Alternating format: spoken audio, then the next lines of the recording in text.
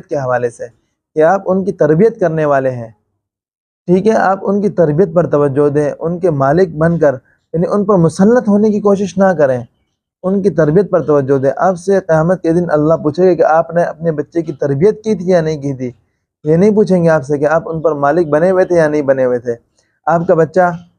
آپ نے ان کی تربیت کی، اچھی تربیت کی، خاندانی بنانے کی کوشش کی اور ان کے ہر قسم کی تربیت میں آپ نے کوئی کسر نہیں چھوڑی، پھر آپ بچے کی شادی کریں، آپ کہ میرا بچہ میری بات نہیں مانتا، ہرگز نہیں ہو سکتا۔ آپ کا بچہ آپ کی بات کیوں نہیں مانتا؟ آپ کا بچہ ہر حال میں آپ کا بات مانے گا اگر آپ نے ان کی تربیت کے اندر کوئی کسر نہ چھوڑی ہو تو۔